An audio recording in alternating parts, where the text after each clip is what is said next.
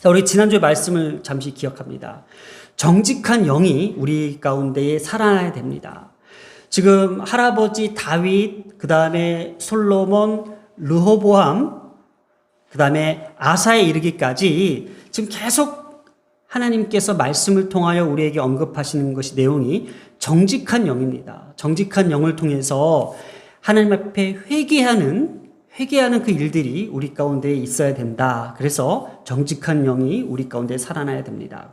그래서 다윗의 시편 중에 가장 유명한 시편 중에 하나가 시편 51편입니다. 거기에 다윗이 이런 고백을 했다라는 거예요. 하나님이여 내 속에 정한 마음을 창조하시고 내 안에 정직한 영을 새롭게 하소서. 내 안에 정직한 영을 새롭게 하소서.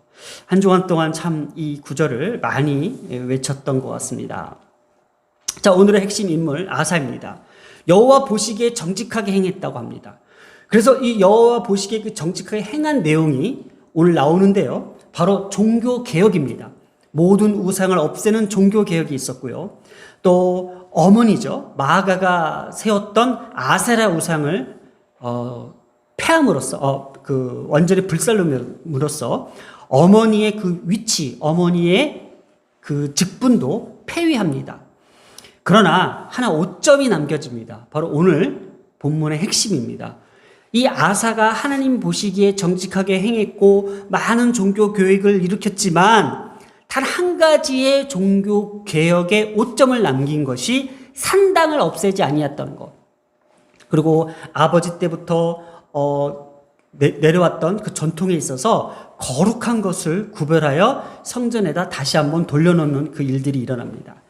자, 이렇게 이 오늘의 핵심 인물인 이 아사가 어떻게 종교 개혁을 했으며 그러면 왜 산당을 없애지 않았는지에 대해서 우리가 한번 살펴보려고 합니다. 이 아사의 종교 개혁의 배경을 한번 잠시 우리가 살펴볼 텐데 조금 전에 얘기했듯이 북이스라엘의 여로보암 왕 때와 지금 남유다의 이 왕 때는 서로가 서로 분열된 가운데서 이제 서로 전쟁이 빈번했다는 것을 우리가 암시적으로 느낄 수 있습니다. 그래서 북이스라엘 초대 왕이었던 여로보암의 즉위 동안 3명의 왕들이 등장했다고 이야기했습니다. 르호보암, 아비암, 아사입니다. 자, 이렇게 그 북이스라엘의 왕이었던 여로보암의 집권하는 동안 유다 왕들의 르호보암과 아비암까지는 좀 치열했던 것 같아요. 그런데 여로보암과 아비암 전투에서는 그 치열한 가운데서 그들이 아비암이 잘해서가 아니라 하나님께서 여로보암을 심판하시기 위해서 여로보암도 하나님을 어떻게 해요? 의심하고 신뢰하지 않았기 때문에 우상들을 어디에다가 베델에다 세워놨잖아요. 이걸 하나님께서 심판하시겠다고 왕권을 너희 대해서 끊겠다고 하나님께서 말씀하셨죠. 이때 하나님께서 여로보암을 치십니다. 그리고 역대하 13장 20절에 하나님께서 치신 것이지 남유다의 아비암이 잘해서 치신 게 아니라는 것. 이 부분을 우리가 왜 알아야 되냐면요. 하나님께서 그 아비암 다음이 누구예요? 아사잖아요, 오늘. 그럼 이 아사 때에는 하나님께서 여로보암을 치셨기 때문에 아사 때는 어땠을까요? 대체적으로 어떻게? 평안했다라는 거예요. 그러니까 남유다 왕으로서 아사가 딱 이렇게 다스릴 때에는 여로보암의 공격이 더 이상 들어오지 않았기 때문에 오히려 평화적인 여건 속에서 종교 개혁을 할 수 있었다는 점을 우리가 살펴보는데 한번 여기를 잠깐 생각해 보는 시간을 좀 가지려고 합니다. 우리가 대체적으로 이스라엘 같은 경우는 전쟁일 때에 하나님을 더 찾았어요. 그리고 전쟁이 끊기고 좀 평안할 때에 우상숭배를 하거나 또 다른 짓을 하거나 좀 하나님 앞에 범죄를 저질렀던 것이 보편적이었는데 이상하게 아사 때는 하나님께서 여로보암을 심판하시고 아무런 전쟁의 어떤 그런 소식이 들리지 않는 가운데서 평화적 여건 속에서 오히려 더 우상숭배나 더 죄를 지어야 되는데 이때에 아사는 종교개혁을 일으켰다라는 거예요. 이건 뭘까? 하나님이 하셨다는 거예요. 그러니까 아사에게는 종교 개혁을 하기 위해서 다른 어떤 전쟁보다도 이 종교 개혁에 더 집중할 수 있게끔 하나님께서 그 장을 열어주셨다라는 것이 신학적 배경이고 역사적 배경이라는 거예요. 참 희한하죠. 그래서 이때에 아사는 어땠을까 제가 또 그 마음에 들어가 봐야 되잖아요. 아사가 어떤 마음에 있어서 종교 개혁을 일으켰을까? 저는 이렇게 생각해 봤어요. 제 생각입니다. 이거는 어떤 주석적 내용은 아닙니다. 듣자 하니 지금 선조들 뭐 다윗부터 솔로몬 때부터 이렇게 듣자 하니 지금 솔로몬 때는 잘 살았는데 그 이후에 할아버지의 할아버지들 르호보암과 아비암 때에 남과 북이 갈라지고 정치적으로 너무나도 혼탁한 가운데 지금 계속 북이스라엘은 쳐들어오고 있고 이 아사 입장에서는 지금 조용한 거예요. 아, 이렇게 조용해도 괜찮을까? 마음에 뭔가 두려움이 왔겠죠. 아, 왜 이렇게 이제까지 시끄러웠고 치열했을까? 바로 이거는 아버지의 그 할아버지 때 다윗의 그 하나님에 대한 약속과 하나님에 대한 언약들을 우리가 어긴 거다. 그래서 이것이 지금 잘못된 거야. 이것을 다시 바로 잡고 다시 하나님 앞에 우리가 회개할 수 있는 그 기회를 잡아야 된다라고 아사의 마음속에 그러한 강력한 정직한 영이 밀고 들어왔던 거예요. 그래서 종교 개혁을 시작합니다. 한번 보겠습니다. 그 종교 개혁 가운데 여호와 보시기에 정직하게 행했다고 했죠.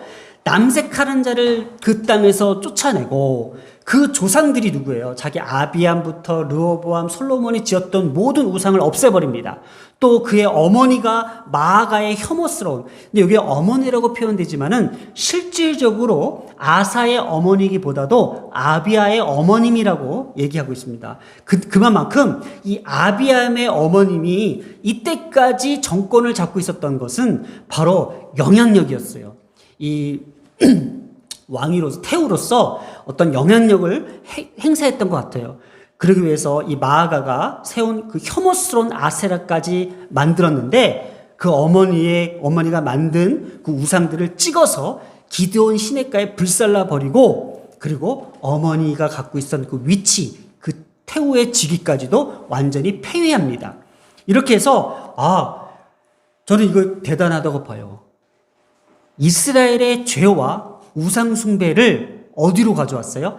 가정 안에서부터 개혁을 일으켰다라는 것.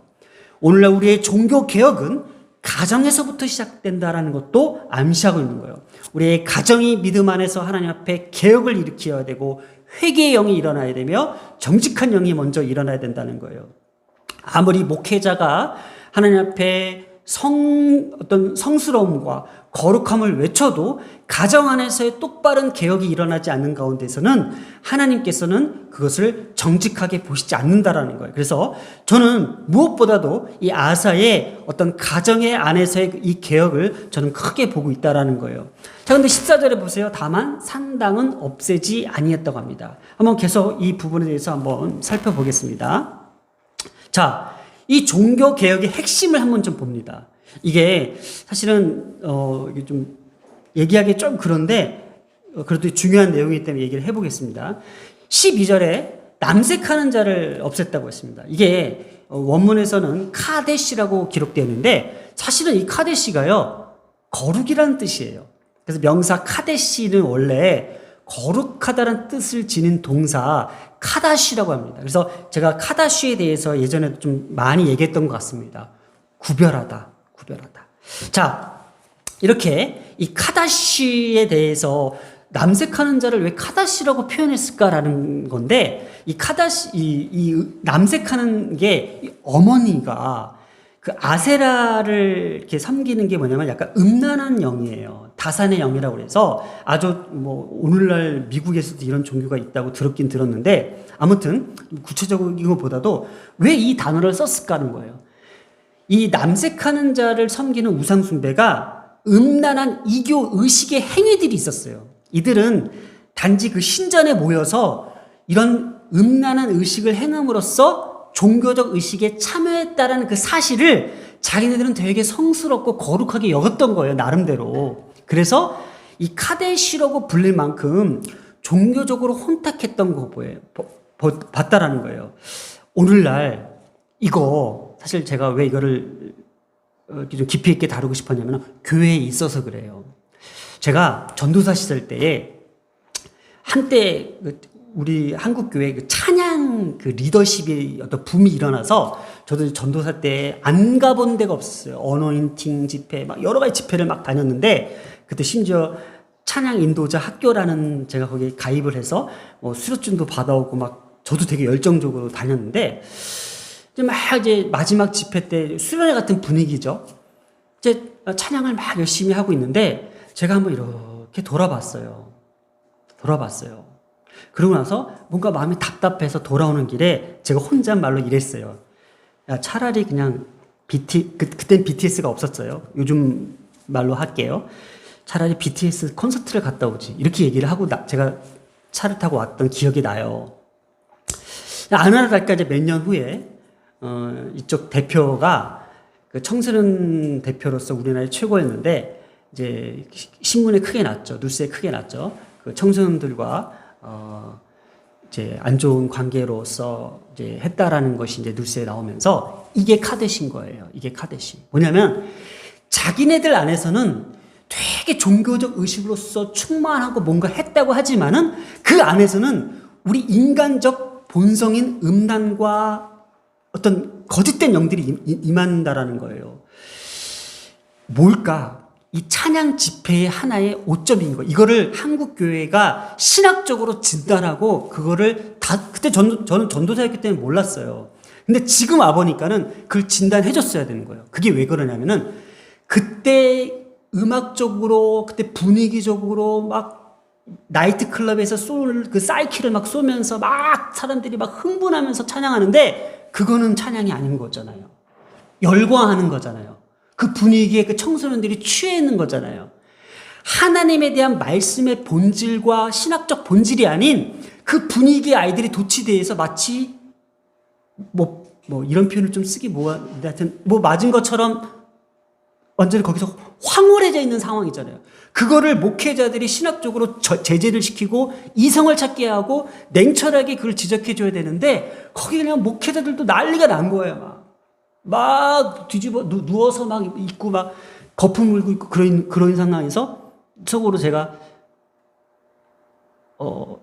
속된 말로 아니 BTS 그 콘서트도 이렇게 혼란스럽진 않겠다. 그러니까 이성을 잃어버리는 거잖아요. 그러니까 이들도 이 남색하는 자가 이때 당시에 자기네들 나름대로 그걸 홀리하다고 생각했던 거예요. 거룩하다고 여겼던 거예요. 오늘날 우리 한국 교회가 이러한 점에 대해서 우리가 정말 냉철하게 말씀 앞에서 정직한 영을 가지고 우리가 하나님 앞에 서야 된다는 거예요. 저 오늘 이 자리에 오늘 말씀을 준비하면서 어떤 마음으로 왔냐면요. 저 수련회 하는 마음으로 왔어요. 왜 그러냐면은 오늘 우리의 자녀들에게 확실한 하나님의 응답과 답을 메시지를 전하려고 제가 왔습니다. 저도 한때 청소년들을 인도하면서 어떤 그런 수련회 분위기와 어떤 그런 영적인 분위기를 연출해가지고 학생들을 되게 끌어들이려고 많이 노력을 했지만 이제는 아니에요. 이제는 한국 교회가 좀 냉철해지고 말씀 앞에서 조금 더 이성을 찾아서 조금 하나님의 말씀 앞에 우리가 가까이 갈 필요가 있습니다. 그래서 지금 제가 지금 마음의 작정을 하게 된 이유를 좀 말씀을 드린 거예요. 그 말씀을 오늘 주시는 거예요. 마치 수련의 마지막 그 밤에 전해질 법한 그 메시지, 그 강력한 우리의 울림들을 오늘 하나님의 말씀을 통해서 주신다는 거예요. 예를 들어서 제가 신앙을 가질 때에는 어떤 말씀의 냉철하고 말씀의 어떤 이성적인 것보다도 그냥 그 분위기 속에서 막 방언받거나 무슨 뭔가 환상을 받아서 이제 하나님을 믿어야지 하면서 결심하고 딱 왔었으나 오늘날은 그게 아니라고요. 오늘 지금 이 예배 시간에 마치 수련의 전날 마지막 밤에 내가 하나님을 만나고 하나님을 인정하고 하나님을 내가 어떤 이성적으로 아니면 어떤 논리적으로 내가 이거를 내 것으로 가져가야지 하는 그 날이 오늘이라는 거를 제가 말씀을 드린다라는 거예요. 그러니까 달라졌어요. 세상이 달라졌다고요. 그냥 막 찬양 한번 몇 번 때리고 나서 막 이게 아니라 진짜 말씀 앞에서 그래, 살아계신 하나님의 말씀을 이렇게 신뢰하는 거다라는 것이 오늘 말씀이 나온다라는 거예요. 자, 그래서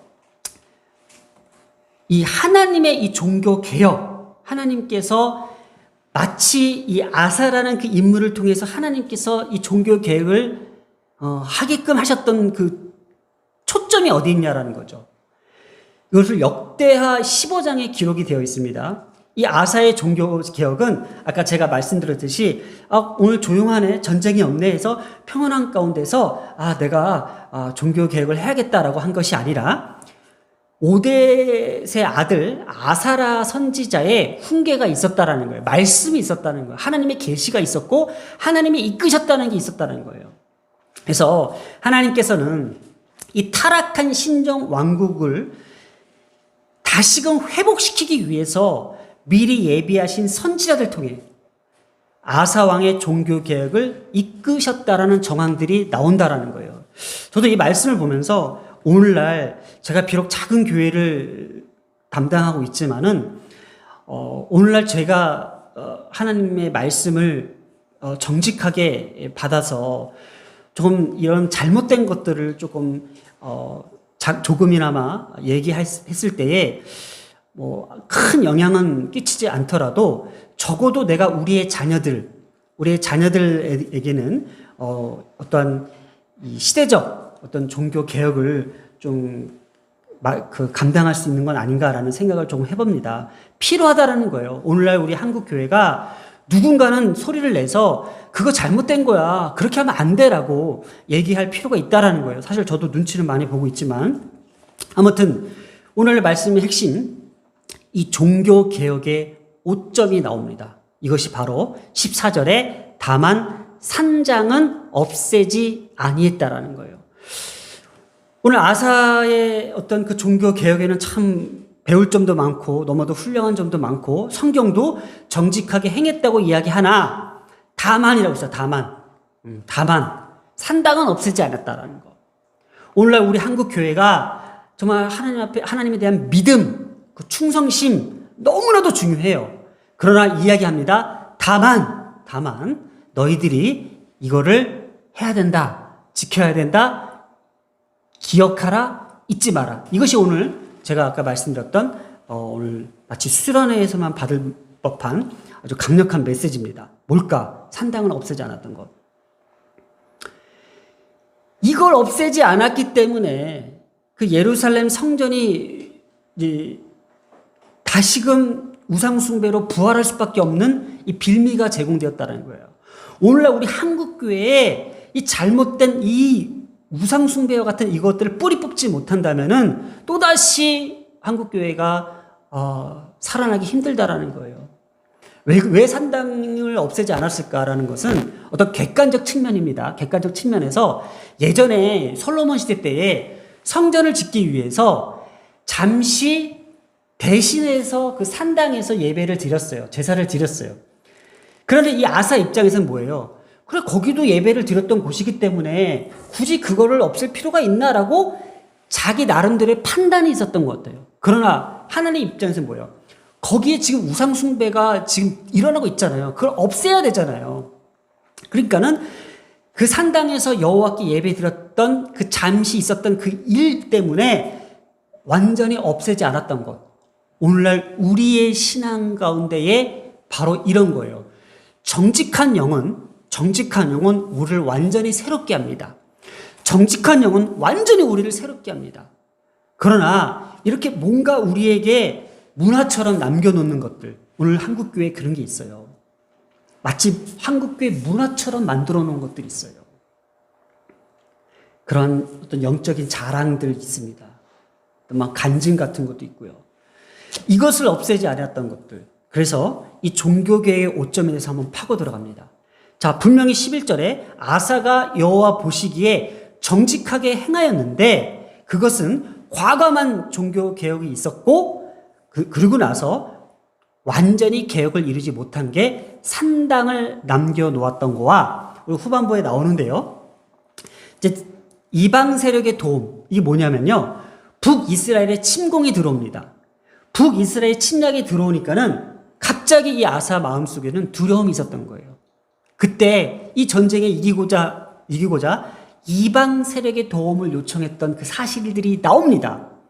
그러면 산당을 남겨놓았던 건 뭐예요? 오늘 지난주에 말씀드렸죠? 정직한 영으로 회개를 해야 되는데 회개를 하지 않았던 것. 그래서 아사 때에 종교개혁을 통하여 하나님 앞에 우상숭배를 다 없앴지만은 산당을 남겨놓았던 건 뭐예요? 우리 안에 하나님 교회를 다니면서 회개하라고 하니까는 회개합니다. 참회의 기도 시간도 있습니다. 우리가 또 잘못한 걸 깨닫고 회개를 합니다. 하지만 완전히 뿌리 뽑지 못한 완전한 회개가 우리 안에 일어나지 못하는 건 뭐예요? 정직한 영이 우리 안에 새롭게 하지 못하기 때문입니다. 또 한 가지, 북이스라엘 침공을 통해서 내가 저 전쟁을 이기기 위해서 이방 세력의 도움을 청했던 건 뭐예요? 하나님을 전적으로 신뢰하지 않았던 불신앙이에요. 제가 이거 말씀드렸잖아요. 여로보암도 하나님께서 분명히 내가 이스라엘의 10지파를 너에게 주겠다고 아이야 선지를 통해서 예언하셨는데도 그걸 믿지 못하니까 뭐예요? 신뢰하지 못하니까 뭐예요? 거기에 대한 불신앙이 뭐예요? 베델에다가 우상숭배를 하게 됐잖아요. 바로 이 아사도 마찬가지예요. 하나님에 대한 전적인 신뢰를 하자는 이 불신앙. 제가 뭐라고 했죠? 의심하지 마. 의심하지 마. 의심하지 마. 이 두 가지 포인트라고 했잖아요, 제가. 첫 번째 뭐예요? 의심하지 마. 두 번째 정직한 영으로 회개하라. 이 두 가지 영을 우리 자녀들이 오늘 이 시간 확실히 이 말씀을 받고 내 것으로 새기면은 앞으로 내가 믿음 생활하는 데 있어서 신앙 생활하는 데 절대로 흔들리지 않는 거예요. 종교 개혁을 했던 아사조차도 하나님을 전적으로 신뢰하지 못한 이유가 뭘까요? 그러면 여기 있는 우리 자녀들도요, 목회자 아들, 딸들로 태어나가지고 하나님을 절대로 신뢰해야 되는데 신뢰하지 못할 불신앙이 저들에게도 있을 수 있다, 없다? 있어요. 그렇기 때문에 오늘 하나님께서 마치 수련의 마지막 밤처럼 오늘 우리에게 강력하게 말씀하시는 거예요. 또 우리가 지지난주부터 계속 의심하지 말라, 그리고 정직한 영으로 회개하라, 이 두 가지 말씀을 가지고 계속 오는데 오늘 마지막 수련의 밤입니다. 마지막 다시 한번 하나님께서 종지부를 찍겠다는 거로. 알겠니? 알겠니? 저도 제가 의도적으로 이 말씀을 준비한 게 아니라 지금까지 하나님께서 주셨던 그 말씀대로 흐름대로 오다 보니까는 오늘 그 수련의 마지막 밤처럼 하나님께서 우리의 자녀들에게 다시 한번 되새겨주는 거예요. 분명히 그들의 아사의 종교 개혁이 있었음에도 불구하고 그의 오점이 지금 남겨진 것을 보면서 이것은 우리가 다시 안고 가야 돼요. 다시 깨달았고 다시 붙잡고 가야 된다는 거예요. 뭐예요? 의심하지 말라. 하나님께서 우리에게 주신 약속, 거기서 의심하지 않을 수 있습니까? 내가 살아가면서 전적으로 하나님 말을 신뢰하고 하나님 말을 의지하고 하나님 말을 붙잡고 갈 수 있겠습니까? 장담 못해요.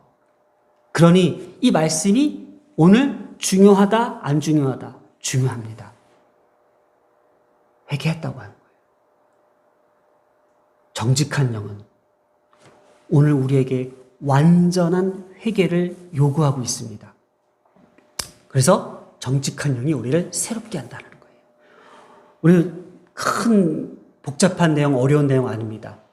하나님을 의심하지 않는 것, 하나님을 신뢰하고 하나님을 의지하고 힘들 때마다 또 내가 가는 길마다 하나님을 붙잡고 가는 이것이 우리의 자녀들 세대에 가장 필요한 말씀입니다.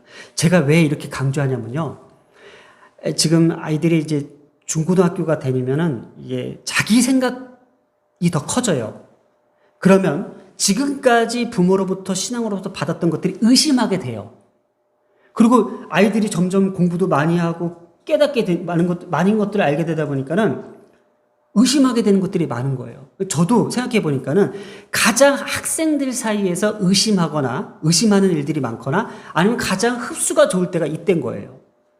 그래서 지금 자녀들에게 이 말씀이 아주 정확한 시기 때에 아주 이것이 말씀이 들려지기를 소망한다라는 거예요.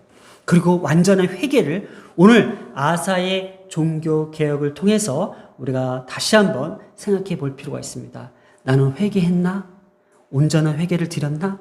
나는 정직한 영으로 주님 앞에 올려드렸나? 그래서 오늘의 메시지를 우리 마음속에 새기며 오늘 말씀을 맺겠습니다. 첫 번째, 하나님을 의심하지 않고 신뢰하는 믿음, 우리의 자녀들에게 임할 줄 믿습니다. 또 정직한 영으로 깨닫고 회개하는 우리의 삶의 자세가 우리를 새롭게 하는 놀라운 길일 줄 믿습니다. 이 말씀 두 가지만을 꼭 기억하시고 가시기 바랍니다. 그러면 앞으로 어떠한 신앙의 굴곡 앞에서도 흔들리지 않고 그렇게 남색하는 자, 카데시를 우리가 오류를 범하지 않을 줄 믿습니다. 우리의 자녀들이 앞으로 신앙생활하면서 이 카데시가 온전하게, 거룩하게 구별되기를 소망합니다. 기도하겠습니다. 사랑과 은혜가 많으신 하나님 아버지, 오늘도 하나님께서는 우리에게 또다시 한번 강조하시고 또 강조하시며 말씀하시는 이유가 있습니다. 우리 교회는 특별한 행사나 부흥회나 수련회가 없습니다. 그래서 우리를 더욱더 영적으로 성장시킬 수 있는 도구적 상황들이 너무나도 부족합니다. 그러나 하나님께서 오늘도 우리를 귀하게 여기셔서 우리의 삶에 또 우리의 영혼 가운데에 하나님께서 이렇게 딱 집어서 말씀해 주셔서 감사합니다. 반드시 우리의 자녀들이 성장해 나가면서 알아야 될, 또 우리 성도들이 믿음의 자세와 또 모든 것들을 우리가 지켜내가며 또 품고 나가야 될 그 명심해야 될 것들을 우리에게 다시 한번 되새기게 하신 귀한 시간 됐음을 주님 감사드립니다. 오늘도 우리와 함께 하시고 우리 안에 새로운 개혁을 일으키실 우리 주 예수님의 이름으로 감사하며 기도드렸습니다. 아멘.